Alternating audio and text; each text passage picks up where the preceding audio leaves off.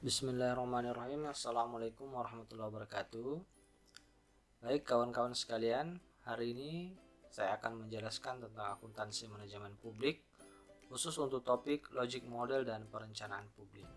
Nah, kali ini kita akan belajar tentang bagaimana sebenarnya perencanaan di organisasi publik, sekaligus kita akan mengantar dengan sebuah logic model atau cara berpikir logis ya. Oke, yang pertama kita bahas tentang logic model. Nah, logic models are a graphic way to organize information and display thinking. Logic model are tools that convey a scheme, program, or project in a brief visual format. Logic models describe planned action and its expected result. Nah, dari dalam bukunya Knowlton and Phillips 2013 ya. Jadi logic model itu sebuah cara grafis untuk mengelola informasi dan menampilkan sebuah pikiran ya, seperti itu. Jadi logic models ini sebuah alat ya, alat untuk menunjukkan, menyajikan skema, program atau project dalam sebuah format visual yang ringkas seperti itu ya. Nanti kita akan lihat bagaimana modelnya. Jadi logic model ini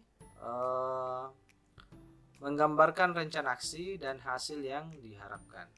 Jadi dia nanti akan menunjukkan apa sebenarnya yang diharapkan dan apa sebenarnya yang akan dilakukan untuk mencapai tujuan itu. Nah, logic model ini berangkat dari kerangka konseptual theory of change. Jadi theory of change ini jadi kita ingin melakukan sebuah perubahan. Kita ingin berubah dari kondisi yang kita jalani saat ini, kondisi yang kita rasakan saat ini.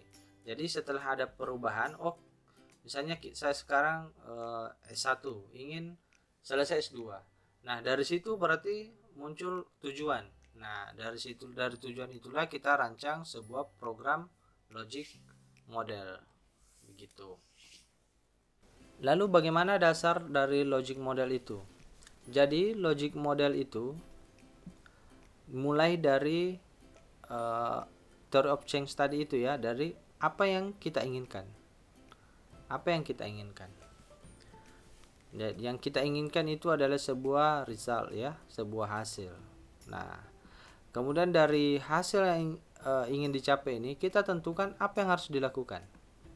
Ya. Jadi apa yang harus dilakukan ini berarti adalah sebuah strategi. Nah, meskipun alurnya seperti ini ya, dari kiri ke kanan, tapi sebenarnya yang pertama kita tentukan itu adalah apa hasil yang diinginkan.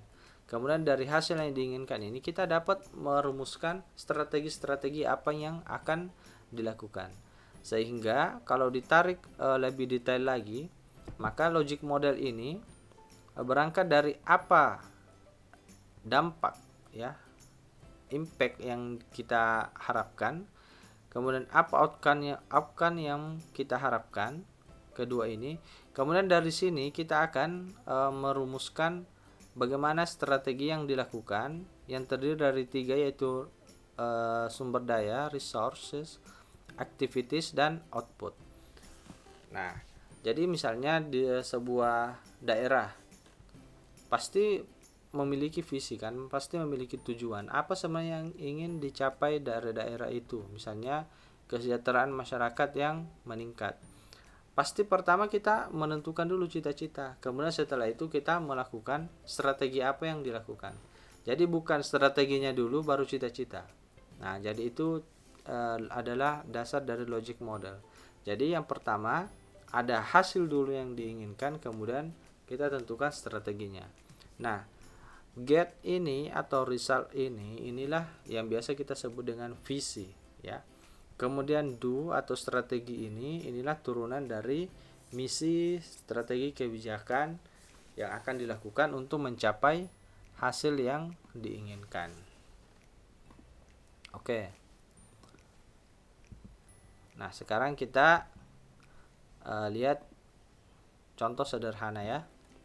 Contoh sederhana dari logic model. Misalnya sebuah keluarga menginginkan terjalinnya keakraban pada sesama anggota keluarganya. Keluarga ini berpikir bahwa sebuah acara piknik keluarga dapat meningkatkan keakraban yang diinginkan. Untuk merealisasikannya, keluarga ini berencana untuk menggelar acara piknik di alam terbuka. Nah, jadi misalnya ada sebuah keluarga yang ingin meningkatkan keakraban di antara keluarganya. Kemudian dia berpikir bahwa untuk meningkatkan keakraban ini kita perlu melakukan acara piknik di alam terbuka. Nah, berarti dari sini kita bisa melihat bahwa hasil yang diinginkan atau gate-nya itu adalah keluarga yang akrab, ya. Kemudian dia sudah menentukan strategi apa yang dilakukan. Strateginya adalah acara piknik keluarga.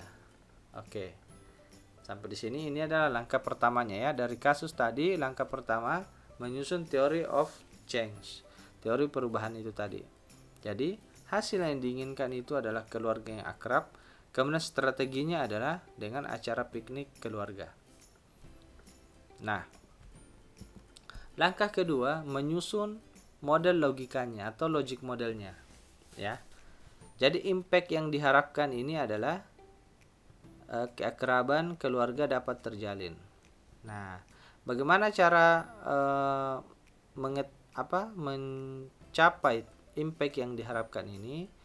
Maka kita butuh outcome, kita harus mencapai output ini. Kita melakukan aktivitas ini dengan mempertimbangkan sumber daya yang dimiliki.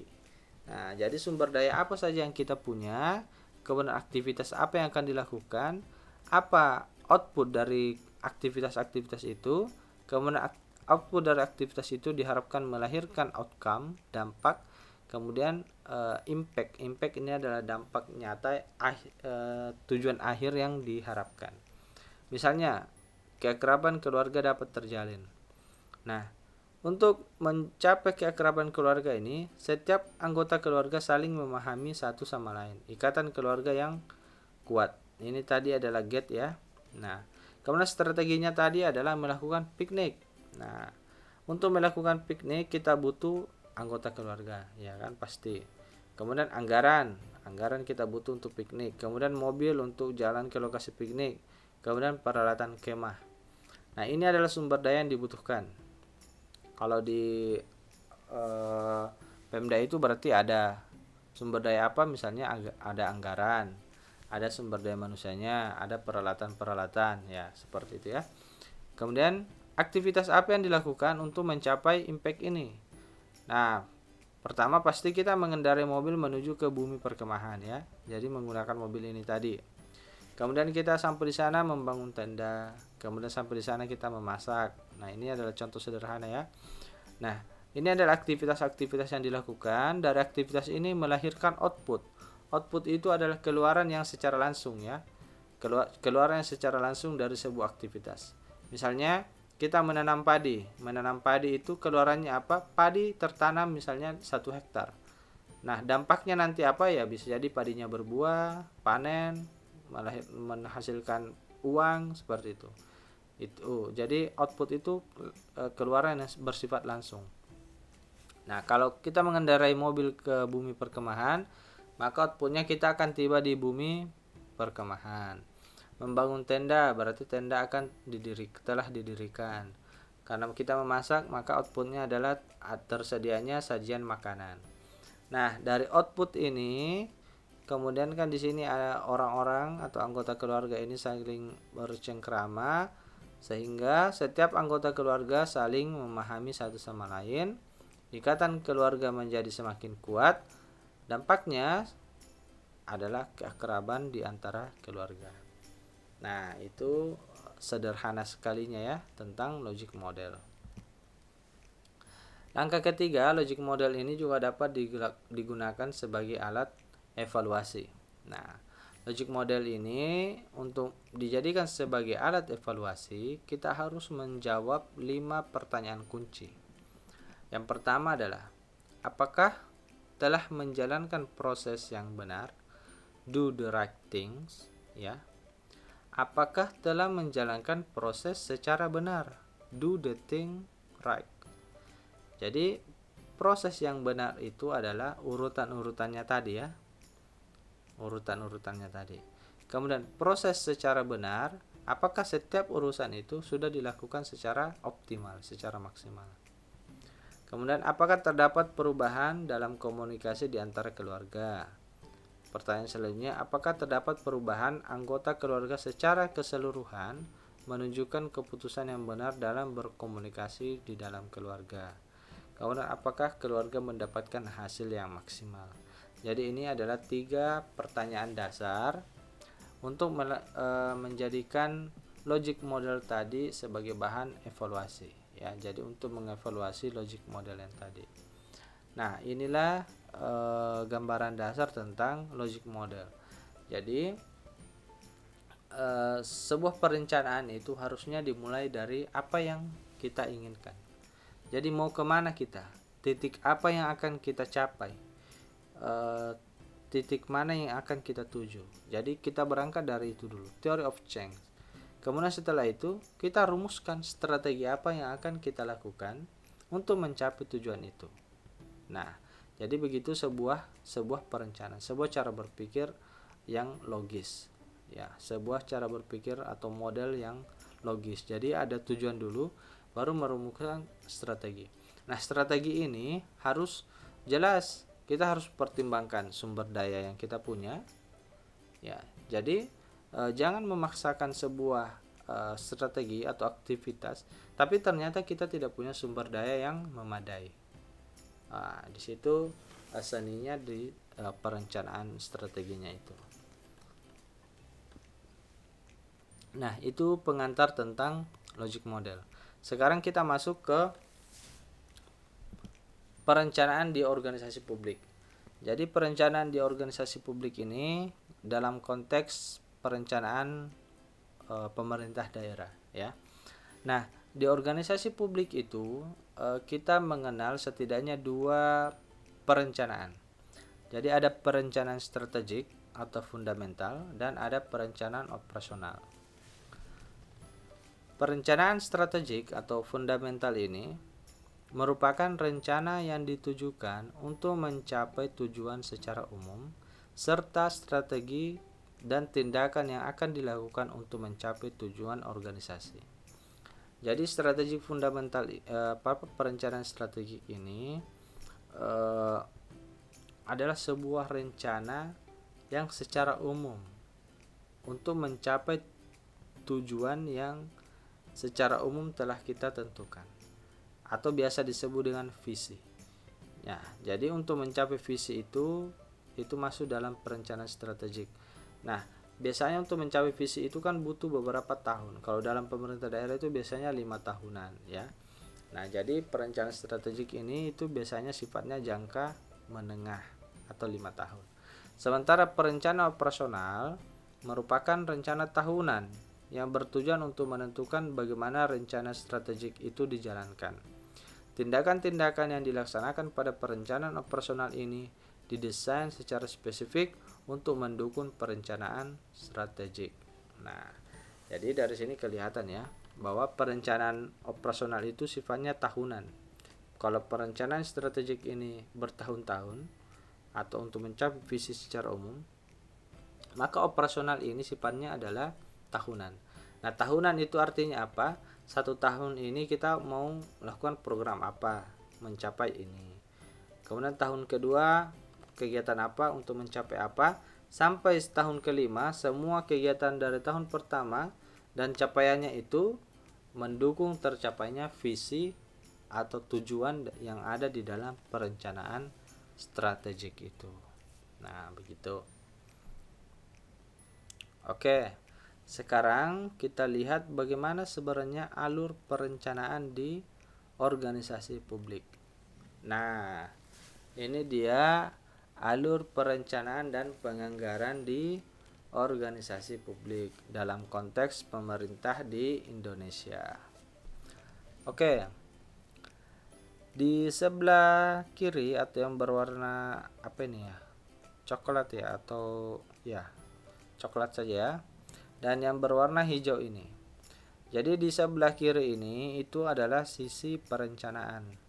Kemudian di sebelah kanan ini adalah penganggaran. Namun kali ini kita akan fokus ke perencanaan. Nah, penganggaran itu nanti di pertemuan-pertemuan selanjutnya. Oke. Nah, ini ya, jadi kita fokus ke perencanaan. Nah, di sini dibagi dua, ada di pemerintah pusat, ada di pemerintah daerah. Nah, di pemerintah pusat, dokumen-dokumen perencanaan apa yang dibuat? Ada RPJP, Rencana Pembangunan Jangka Panjang.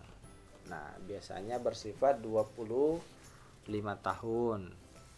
Kemudian di daerah itu ada RPJP daerah, Rencana Pembangunan Jangka Panjang Daerah. Jadi RPJP daerah ini mengacu dari RPJP nasional. Ini ya, diacu. Jadi RPJP nasional diacu dalam RPJP daerah. Artinya daerah itu mempertimbangkan rencana pembangunan jangka panjang nasional. Nah, dari RPJP ini kemudian menjadi pedoman dalam membuat rencana pembangunan jangka menengah nasional dan rencana pembangunan jangka menengah daerah. Nah, RPJM inilah yang kita sebut dengan perencanaan strategik, ya. Karena RPJM ini sifatnya adalah 5 tahunan. Nah, RPJM nasional, RPJP daerah ini untuk keseluruhan satu wilayah. Misalnya RPJM ini adalah rencana pembangunan jangka menengah untuk seluruh Indonesia, untuk seluruh pemerintah pusat. Kemudian RPJM daerah ini adalah perencanaan strategik untuk satu pemerintah daerah. Kemudian ini dijabarkan dalam Renstra SKPD atau Renstra Kementerian Lembaga, KL ya, Kementerian Lembaga. Nah, Renstra ini juga sebenarnya perencanaan strategik untuk setiap unit-unit di pemerintahan. Kalau di pemerintah pusat itu unit-unitnya itu adalah kan kementerian. Kalau di daerah unit-unitnya itu adalah SKPD, Satuan Kerja Pemerintah Daerah. Nah, kemudian dalam RPJM ini akan dijabarkan, ini kan 5 tahunan ya, ini semua adalah 5 tahunan. Renstra RPJM itu adalah 5 tahunan atau perencanaan strategik. Nah, inilah semua yang akan dijabarkan dalam perencanaan operasional. Ini yang Renja, RKP, RKPD, Renja SKPD ini sifatnya adalah perencanaan operasional atau 1 tahun. Jadi setiap tahun dalam RPJM ini dijabarkan dalam rencana kerja pemerintah, ya. Ini sebenarnya tahunan.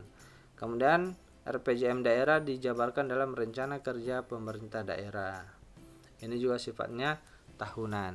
Nah, dari RKP ini untuk pemerintah pusat diacu dalam Renja Kementerian Lembaga, Rencana Kerja Kementerian Lembaga. Nah, disinilah kementerian-kementerian meramu apa saja yang akan dilakukan, program dan kegiatannya dalam rangka menjabarkan dari rencana kerja pemerintah secara keseluruhan. Nah, begitupun di RKPD, Rencana Kerja Pemerintah Daerah, ini diacu dalam Renja SKPD, Rencana Kerja Satuan Kerja Perangkat Daerah. Jadi misalnya Dinas Pendidikan, apa program dan kegiatannya tahun ini, tahun 2020. Dinas Pemuda dan Olahraga, Dinas Kebudayaan itu meramu rencana kerjanya, kegiatan-kegiatan dalam 1 tahun. Nah, itu diambil dari rencana kerja pemerintah daerah secara tahunan. Nah, itu alur perencanaan di pemerintah pusat dan pemerintah daerah. Nah, sekarang kita akan melihat lebih detail lagi khusus terkait dengan perencanaan strategik. Nah, bagaimana penyusunan RPJMD atau perencanaan strategik. Nah, ini mengacu pada Permendagri nomor 86 tahun 2017. Nah, di RPJMD itu terdiri dari 9 bab. Bab pertama itu adalah pendahuluan, bab kedua itu adalah gambaran umum kondisi daerah, bab ketiga itu adalah gambaran keuangan daerah, bab 4 itu adalah permasalahan dan isu-isu strategis daerah, bab 5 itu adalah visi, misi, tujuan dan sasaran, ya. Bab 6 itu adalah strategi, arah kebijakan dan program pemerintah daerah. Bab 7 itu adalah kerangka pendanaan pembangunan dan program. Bab 8 itu adalah kinerja penyelenggaraan perangkat daerah. Kemudian bab 9 itu adalah penutup. Nah, ini saya gambarkan alur-alur keterkaitan antar bab dan subbab, ya. Oke, kita lihat. Pertama, pendahuluan ini membahas secara umum terkait dengan isi-isi dalam RPJMD. Kemudian di bab 2, gambaran umum kondisi daerah. Di sini ada 4 subbab yang secara umum terkait dalam bab 2 ini, yaitu aspek geografis dan demografis, aspek kesejahteraan masyarakat, aspek pelayanan umum, aspek daya saing daerah. Jadi dalam bab 2 ini itu menggambarkan bagaimana kondisi kita saat ini, ya. Jadi bagaimana menggambarkan kondisi kita saat ini. Itu terkait dengan apa kelemahan kita, apa kekuatan kita, apa yang sudah kita capai, ya. Jadi di bab 2 itu menggambarkan terkait dengan kondisi kita saat ini. Kemudian bab 3 juga menggambarkan dengan kondisi kita saat ini, tapi khusus terkait dengan masalah keuangan. Nah, khusus terkait dengan masalah keuangan. Nah, masalah keuangan ini artinya adalah ini nanti akan menjadi bahan dalam penganggaran, ya. Seperti itu. Nah, dari gambaran umum kondisi daerah ini yang di bab 2, inilah yang kita acu menuju ke bab 4, permasalahan dan isu-isu strategis. Jadi di bab 2 tadi kan kita sudah mengetahui apa yang sudah kita capai, bagaimana kondisi kita saat ini. Nah, dari situ kita bisa melihat apa permasalahan-permasalahan pembangunan yang kita hadapi. Misalnya saat ini kita pendapatan per kapitanya masih 10.000, padahal misalnya rata-rata nasional itu sudah 15.000. Berarti apa permasalahan pembangunan yang kita alami sehingga kita ketinggalan jauh misalnya, ya. Nah, disitulah bab 2 ini menjadi acuan dalam bab 4. Kemudian dari situ kita ramu isu-isu strategis apa yang ada di pemerintah daerah dari gambaran umum terkait dengan kondisi kita.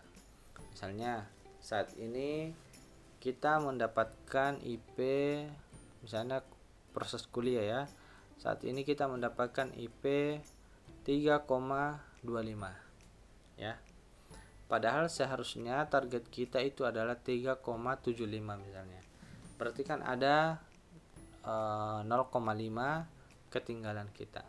Nah, di situ kita mengevaluasi, oh, permasalahan saya itu adalah IP saya ini masih rendah, IPK saya ini masih rendah misalnya. Kemudian dari situ kita menarik isu-isu apa yang harus kita lakukan. Berarti kita harus giat belajar, kita harus meningkatkan pemahaman, kita harus rajin mengerjakan tugas. Nah, begitu. Jadi itu adalah isu-isu strategis dalam rangka mengantisipasi permasalahan-permasalahan pembangunan. Nah, kemudian dari bab 4 ini, inilah yang ditarik menjadi sebuah visi, misi, tujuan dan sasaran yang ada di bab 5. Jadi kita sudah tahu bagaimana kondisi kita, ya kan? Di bab 2, kita sudah tahu permasalahan apa yang kita hadapi. Dari situ kita bisa meramu, oh, mau kemana kita. Dari situ kita sudah meramu, oh, visi kita ini. Misalnya tadi di contoh awal tadi adalah sebuah keluarga. Misalnya dia sudah tahu, oh, dalam keluarga saya ini sering terjadi salah paham. Ya kan, sering terjadi salah paham. Kemudian di permasalahannya itu adalah ternyata cara komunikasinya yang tidak sama, ya kan? Cara komunikasinya yang tidak sama. Isunya apa? Isu-isunya ini adalah misalnya sering terjadi salah paham di antara sesama keluarga. Nah, dari situ muncullah visi. Saya harus membangun keluarga yang aman, yang saling memahami, yang akrab. Nah, jadi visinya sudah jelas. Kemudian misinya apa? Nah, itu dijabarkan dalam sebuah strategi-strategi yang akan dilakukan untuk mencapai visi. Oke, gitu ya. Nah, dari bab 5 ini kemudian turun ke bab 6 menjadi strategi, arah kebijakan dan program pemerintah daerah. Ya. Jadi bab 5 ini itu tadi adalah get. Ya. Ada get. Get ini, visi ini adalah impact, misi, tujuan dan sasaran ini bisa disebut sebagai outcome yang diharapkan, ya. Kemudian di bab 6 ini strategi, arah kebijakan dan program pemerintah daerah. Ini adalah bagian dari do atau strategis tadi yang di logic model. Nah, di bab 6 ini bagian dari mulai dari activities dan output di sini. Ya, jadi ada strategi, ada kebijakan, ada program pembangunan. Kemudian dari bab 6 ini kemudian kita danai, ya. Apa yang kita rencanakan di sini kita danai dalam bab 7 ini kerangka pendanaan pembangunan dan program. Jadi apa yang kita strategi kebijakan, program yang kita pikirkan, kemudian kita danai dari gambaran umum kondisi keuangan daerah. Jadi disesuaikan dengan di bab 3 tadi. Nah, bagaimana keuangan kita, kemudian apa yang kita rencanakan, kita sesuaikan. Nah, inilah biasanya yang kita sebut dengan resources tadi, ya. Resources. Nah, atau sumber daya kita. Nah, dari sini kemudian kita lihat di bab 8 ini kinerja penyelenggaraan daerah. Jadi dari strategi-strategi tadi itu diukur dengan sebuah indeks kinerja umum dan indeks kinerja khusus, IKU dan IKK. Nah, ini IKU dan IKK ini indikator kinerja umum dan indikator kinerja khusus. Nah, inilah yang disebut sebagai indikator sebagai prestasi kerja yang kita bahas di pertemuan-pertemuan sebelumnya. Nah, ini adalah proses dari perencanaan strategik di pemerintah daerah di Indonesia. Khususnya ini perencanaan strategik itu berarti rencana pembangunan jangka menengah daerah atau yang 5 tahunan, ya. Nah, ini yang 5 tahunan. Terus bagaimana yang 1 tahunan atau rencana operasional? Nah, perencanaan operasional itu dari RPJMD tadi, ya. RPJMD tadi kemudian diacu untuk membuat rancangan awal rencana kerja pemerintah daerah yang tadi, ya, di gambar adur tadi itu bisa diingat. Nah, dari sini kemudian diramu terkait dengan apa program prioritas, apa yang akan dilakukan oleh pemerintah daerah. Kemudian di RPJMD juga ini menjadi acuan dalam rencana strategis SKPD, ya.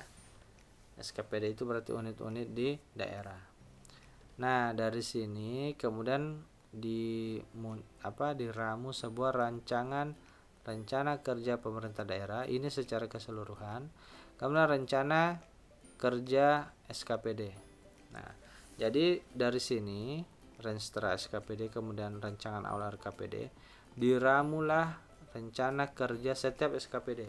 Dinas Pendidikan mau ngapain, Dinas Pemuda Olahraga mau ngapain, Dinas Pekerjaan Umum mau ngapain, Dinas Kebudayaan mau melakukan apa, Dinas Pariwisata mau melakukan apa. Nah, dari sini semua kegiatan-kegiatan di dinas itu digabung menjadi rencana kerja pemerintah daerah. Pemerintah daerah itu misalnya 1 Kota Makassar, ya. Nah, dari rancangan kerja pemerintah daerah, kemudian ini menjadi acuan. Nah, ini memang sudah jadi rencana ya, tapi ini menjadi acuan dengan mempertimbangkan dari musyawarah rencana pembangunan daerah. Nah, jadi yang kuning ini adalah bentuk partisipatif masyarakat, ya. Jadi tetap mempertimbangkan bagaimana kondisi di daerah, apa yang diharapkan oleh masyarakat di desa, bagaimana di kecamatan. Musrembang ini adalah musyawarah rencana pembangunan, ya, perencanaan pembangunan. Apa yang diharapkan di kecamatan, kemudian masuk di forum SKPD. Dari apa yang dari desa, dari kecamatan dimasukkan dalam forum SKPD. Forum SKPD ini berarti membahas terkait dengan menyesuaikan antara rencana kerja dan harapan-harapan dari masyarakat, ya. Kemudian dalam forum ini dibahas, di-FGD-kan, ya, dibahas apa yang sesuai dengan harapan masyarakat dan perencanaan kita, apa yang sesuai. Nah, itulah yang dilanjutkan menjadi sebuah rencana kerja yang fix, ya, yang final. Rencana kerja yang final sebelum akhirnya masuk dalam tahap penganggaran. Ya, jadi di sini sudah muncul apa yang mau dilakukan, rencananya, kegiatannya apa saja, programnya apa saja. Oke, terkait dengan penganggarannya nanti untuk pertemuan-pertemuan selanjutnya. Kali ini kita bahas dulu terkait dengan sisi perencanaannya. Ya, itu tadi gambaran umum terkait dengan perencanaan organisasi publik dalam konteks pemerintah daerah di Indonesia. Oke, itu saja sampai di sini.